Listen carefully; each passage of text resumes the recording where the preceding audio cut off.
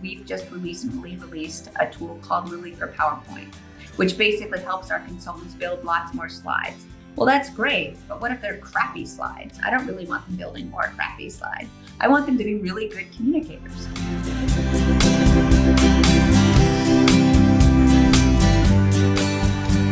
Hi everyone, and welcome back to iVentive's Insights series. I'm delighted to be joined today by Heather Stefanski, who is Partner and Chief Learning and Talent Officer at McKinsey.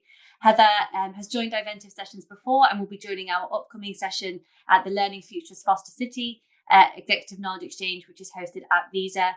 And it's always a pleasure to be in touch with Heather, hear what's going on in her role and at McKinsey.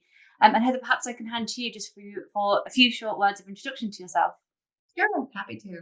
Thanks, Hannah, for having me. So, as Hannah mentioned, Heather Stefanski, I am the Chief Learning and Development Officer at McKinsey.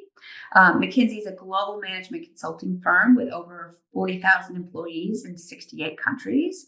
And my role spans sort of both the traditional learning, but sort of broadly into development and thinking about both the way we work and the practices in terms of how we work and how that enhances folks' development, along with thinking about how we evaluate and sort of what is our leadership development for our colleagues. So it's really thinking very comprehensively about the development ecosystem at McKinsey, which we believe is a career accelerator. And actually, Time Magazine believes so too. We have been ranked now for the second year in a row by Time Magazine as the #1 place for future leaders.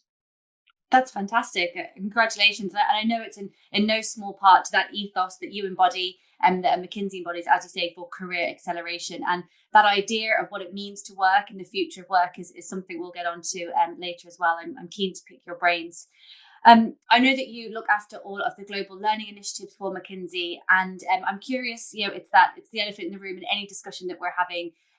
How has the integration of AI reshaped what it is that you were doing in skills development so far? Yeah, it's a great question. And I feel like we're only at the beginning of the journey, but there's so much, right? So a couple different aspects, I would say it's really shaping. One, it's allowing us to do a lot more skill practice at scale. So personalized skill practice at scale, whether it's through simulations or coaching or other things that are allowing our colleagues kind of in a very safe way, practice skills. And then guess what? We also get the data on how they're doing. So I no longer have to rely on end of program surveys where people say, yes, I learned something. I can actually see that they learned something. So that's one aspect of, how we're thinking about it. The second is actually building AI coaching agents and bots that are specific to the types of things that we want to try to develop at McKinsey. So if you're trying to build expertise in marketing and sales, right, we have a coaching bot that can sit right alongside you as you're doing a marketing and sales study and helps support you in developing those skills around marketing and sales. But I would say the thing that I'm most excited about, and this is what many of you, maybe if you've heard me speak before, will talk about, is this notion of integrating learning and work. So you no longer have to sort of see this differentiation that happens. You don't have to go outside to a learning program. You're actually doing it in the flow of work. So a great example of that is we've just recently released a tool called Lily for PowerPoint, which basically helps our consultants build lots more slides. Well, that's great, but what if they're crappy slides? I don't really want them building more crappy slides. I want them to be really good communicators. And so what we're doing is we are building coaching and teaching into Lily for PowerPoint. So basically, as you're building the slide, it's coaching you. It's saying, this message is confusing. Can you make it clearer what the message is for this data set that you're pulling together on this slide? Or, we need to you need to reduce the volume of slides and, create a couple, or who's your audience, where it's really kind of talking you through it and teaching you to communicate at the same time it's building slides. And that's where I get really excited. And I believe is the true future of learning, where we're actually integrating into the actual work that people are doing. I think that's a super interesting point. And one thing that I keep coming back to is that as you integrate AI solutions and AI help into your workflow, it's not that you can then become complacent. It's not autopilot, it is co-pilot. You still need to be taking active role in learning. And so with that coaching element, it's not just that this will do it for you, it's this will enhance you to be better so that you make a better decision each and every time and continue to refine and tune to make sure that the end product is this, a collaboration between all that AI has learned, but also that edge, that human edge. And I guess Yeah. that extends into the next question of how would you effectively align what is the AI capabilities with that human element that just still needs to be there? Yeah, that's a great question. So there's a couple of ways to think about this. One thing that, as you were sort of talking, I was thinking about is oftentimes we talk about the human AI interaction, and you read some literature like, what's the seam? How do you create that seam between the human AI interaction that makes the most sense? And oftentimes we talk about that from a productivity point of view, from a quality of output point of view, from an adding a judgment point of view. I would add one more dimension to that we really need to think about, which is the development point of view. And how do we create that sort of seam between the human and the AI where it's optimizing maybe all three of those things, right? Where you actually, maybe the first time you go in and build a deck at McKinsey, the AI that's helping you build actually is putting a lot on you to actually build the slides yourself, to ask a lot of questions. And then when you start to really learn how to do those things, then it takes away some of the support, and then it takes away some more of the support. And then you actually really have learned that skill. One of the things that we're thinking a lot about at McKinsey right now is, what are those critical cognitive capabilities that we have to make sure we don't lose? And so we're taking apart our problem solving process, which, is a tried and true process for problem solving that we bring to all of our clients, and saying, which of those tasks are we totally fine with AI taking away? Which of those tasks require kind of core cognitive capabilities that are going to be really important for people's future growth? Then how do we think about developing that AI to support that part in a different way, where we're still building the cognitive capabilities?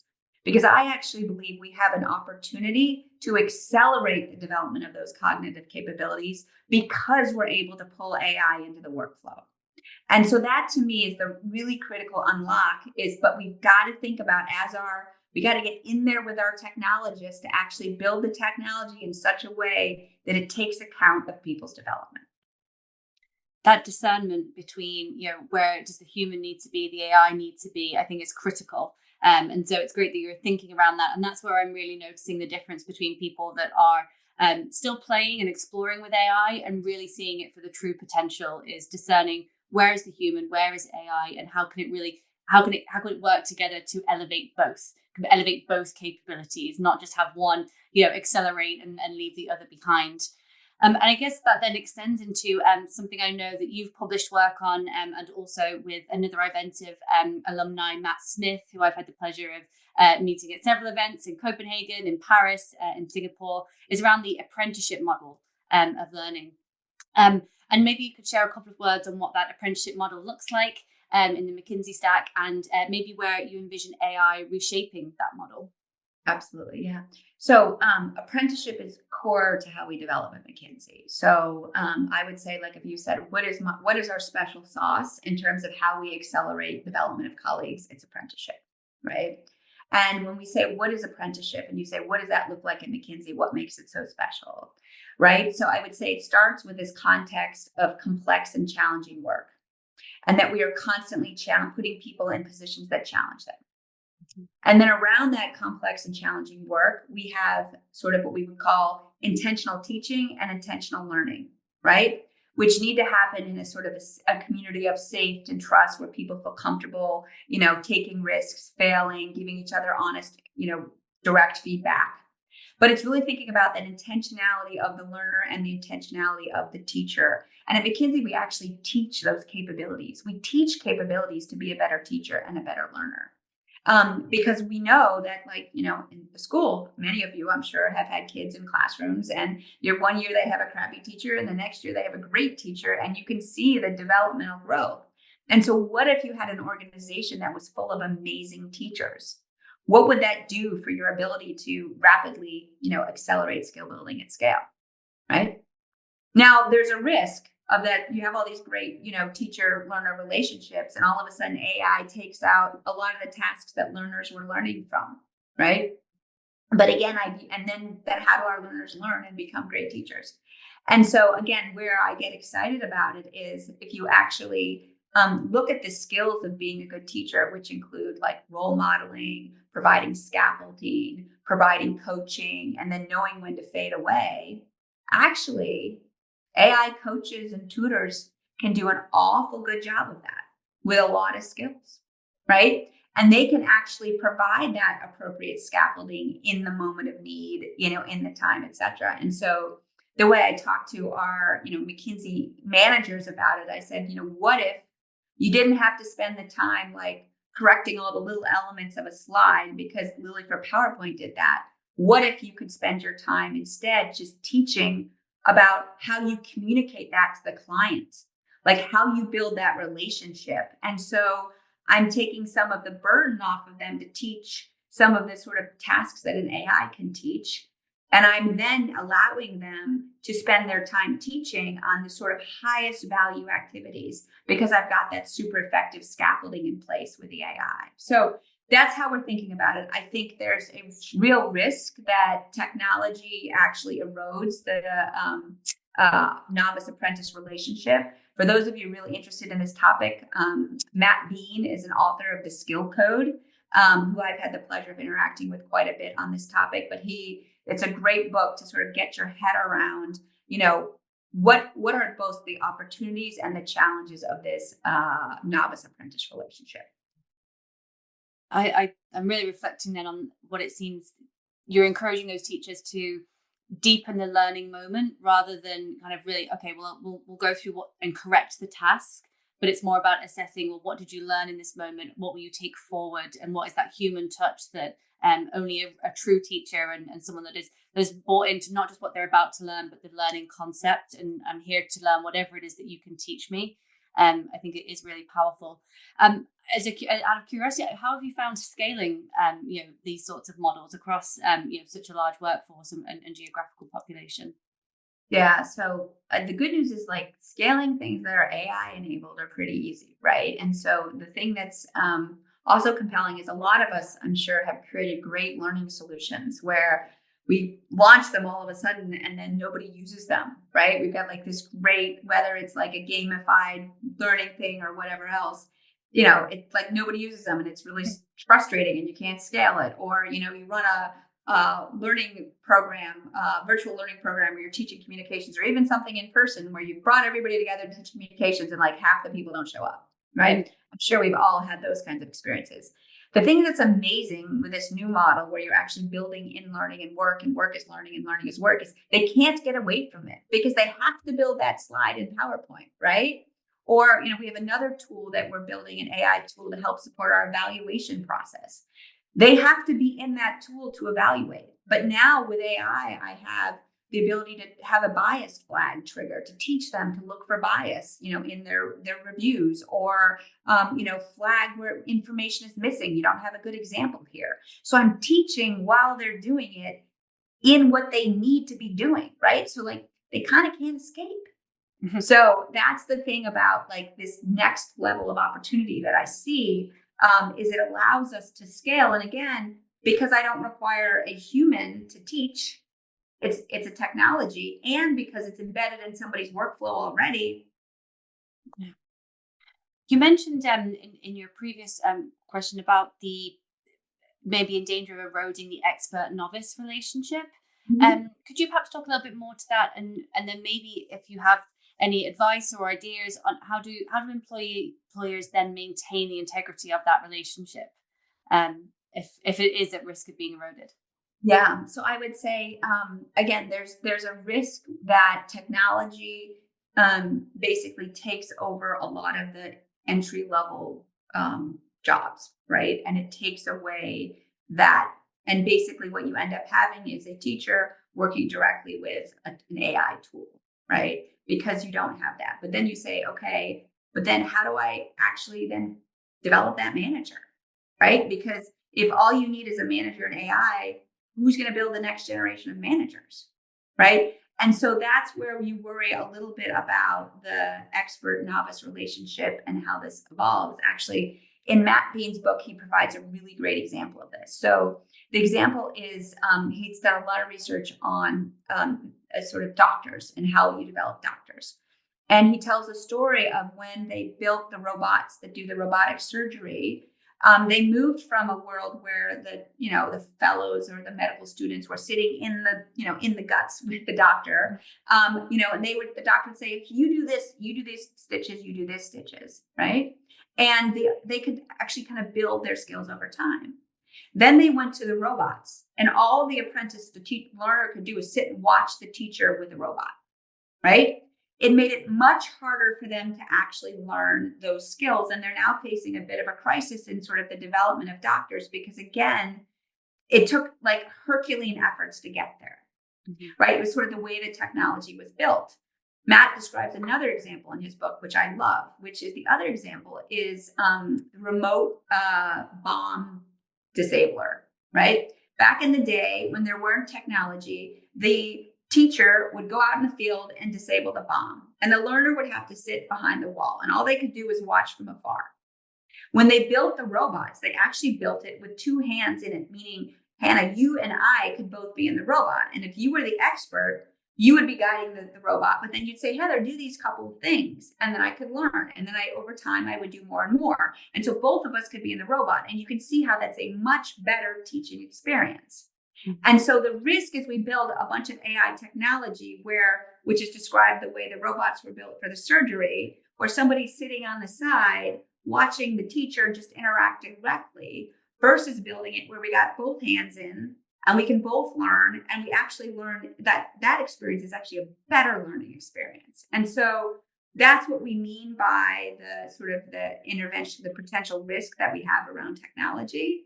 And I would say in all of this, what I would say is really important is that regardless of how we build the technology, we build intentional teachers and intentional learners. Because even if you do have a technology that's not, really helping you learn, by being a learner and asking the teacher why they're doing it this way, and the teacher spending time to explain to the learner why they're doing this way, the learner can also learn. Mm-hmm. And so those are some of the skills we teach in terms of intentional teaching and intentional learning. And I think that's something I hear a lot is, particularly your peers, chief learning officers, is that challenge of, I don't want to create learning, I want to create learners. It's not about just the content. It's about a workforce. It's about a culture that embraces that, whatever that moment is. It's AI now, but and AI is changing so often that we still need to be. We can't be complacent. We still have to be active learners in whatever the new innovations are, whether that's next week, next year, and for all those other moments. It's really about deepening what it means to learn, not just removing basic opportunities. Something I'm curious about, which you alluded to, and it's something I'm talking about a lot, we've got some executive development focus sessions coming up, is that we're perhaps in the last era of leaders that are leading purely human teams. And the future will be, agentic AI and workforces that are made up of AI agents and humans. Is that something you're thinking about or exploring in terms of what it means now to be a leader in the future? Absolutely. I mean, and I would just say, it's not just that we'll have agents on our teams, but I think about if you just play forward what I described in terms of what learning is going to look like, right? So, we used to have learning designers that were, designing in-person programs, or maybe they're designing digital modules. Now they're designing technology products, right? And so even as you think about what that design is, or all of the data that we're going to have available around the skills practice, and data scientists and data engineers. So it's not just that, my teams will have agents, as a part of them, absolutely, that are doing their jobs. And we're already seeing that happen in some of the things we're doing with learning delivery and automating things. But it's also that the actual composition of the teams is going to change in terms of the mix of skills that we're going to need. Because we're going to need people that have the learning development expertise, but are able to translate that into a design of a technical product versus into a design of a static course. So yes, I mean, there's absolutely going to be agents, but what I'm more looking at is sort of how all the skills need to change, or sort of even the learning organization. And this links really nicely to something else I know that you've spoken on that I'm curious about. And we've seen it in the news recently where organizations are being very intentional in how they restructure perhaps traditional CHRO roles, amalgamating that with AI, whether it's a chief HR and AI officer, whether it's merging the HR and IT AI functions. And you've spoken about transitioning from a chief learning officer to a chief work officer and all of what that encompasses. Perhaps you could elaborate on that concept a little bit further. So I guess a couple of things, and sort of like I think about myself as the chief development officer. So I'm about developing capabilities at McKinsey. People's capabilities. That's what I'm at. Like, you should hold me accountable for McKinsey being a career accelerator, right? But again, to do that, so much of that happens within the work, right? The actual work they're doing, this apprenticeship relationship that happens on the ground, how they're interacting with the technology and the tools on the ground to help develop them, et cetera. And so this notion that, a learning officer can no longer sit aside and sort of just build out training, but actually has to be in the work, shaping how the work is done, shaping how the technology tools that are going to be deployed in the work are built, is going to be critical to sort of be helping to continue to accelerate development. And so that's why this notion of this chief work officer that you're hearing about more and more is coming to play, because the work is truly where the person develops. Mm-hmm. And so if we've sort of talked about that as in learning in the profession forever, right? 80% of the learning happens in the flow of work. And I always say to my teams, if we believe that, then are we spending 80% of our times thinking about how you develop in the flow of work?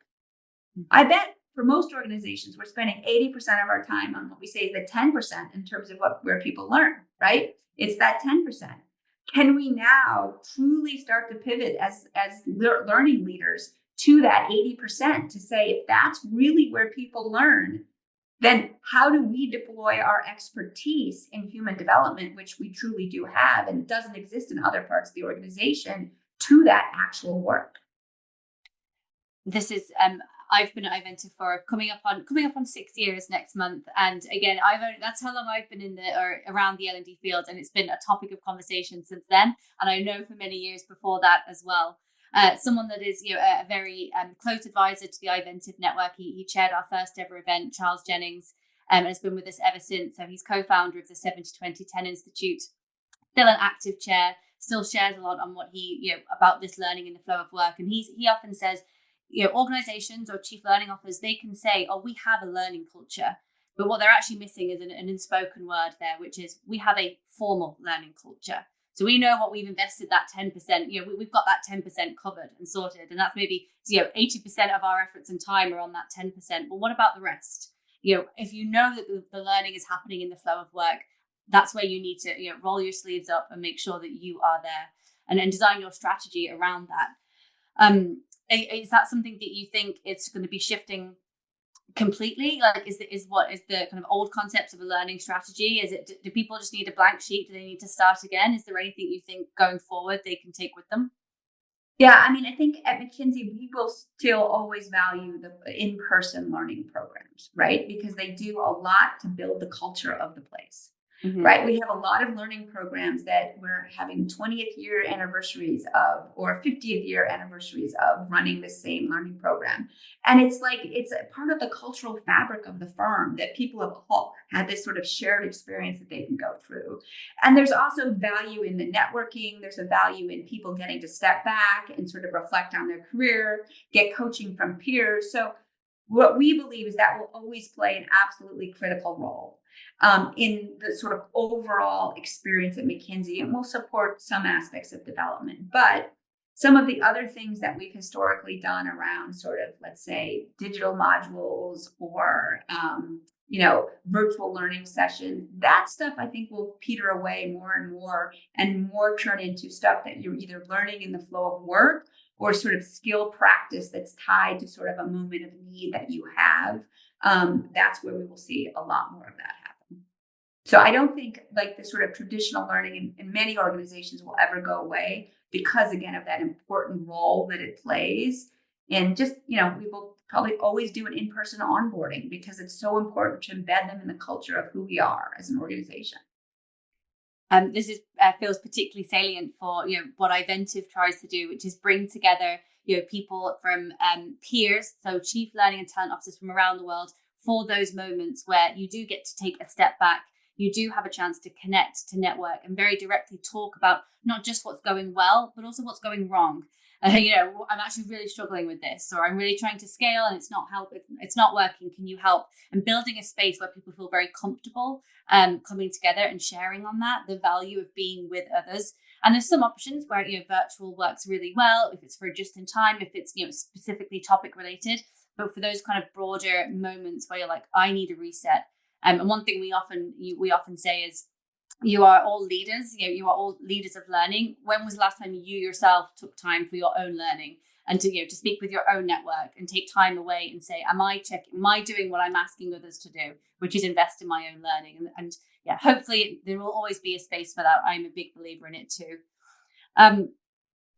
Another element that I'm curious just to get your thoughts on is the role of feedback in the whole accelerating of capability building. It can be really hard to give feedback. You mentioned earlier about the importance of direct and in the moment, and having really great teachers. And I think a big element of what makes a great teacher is someone that can feedback in a way that is going to resonate with the learner. So how important is that for you in developing a feedback culture? Critically important. You've hit on some of the most important things that are top of mind for me, right? Because again, no matter what AI does, and AI can give you feedback, it's that human moment of interaction with direct and honest feedback that is so incredibly critical. And so we're really thinking a lot at McKinsey about how do we reinvigorate our feedback culture at the firm. We have a set of ways of working that I described, right? Again, as we think about how you develop people, developing people involves a set of ways of working and practices that we all have. And so a part of those practices, which we've actually built based on the science of teamwork, where we've actually studied what makes teams successful and what makes teams not successful, and said, what are those practices that make a difference? And this notion of feedback is embedded in all of that way we work. So I'll give you an example of some of the rituals that we describe as critical for all teams, right? So the first ritual is a kickoff ritual. And there's a bunch of things that we suggest you do in that kickoff ritual. And one of those things is outlining your development goals. What are you trying to learn? And then having an explicit conversation around who can teach you those skills and what work streams can we put you on to help you build those skills. So that starts at the very beginning. It's who can teach you? And then we have rituals around one-on-ones, which are really about giving people direct and honest feedback on a 360. So we encourage those one-on-ones. We have something called a team retro, which is the moment where the team sits back and says, what are we doing well? What are we not doing well? And it's a chance for sort of team feedback to happen.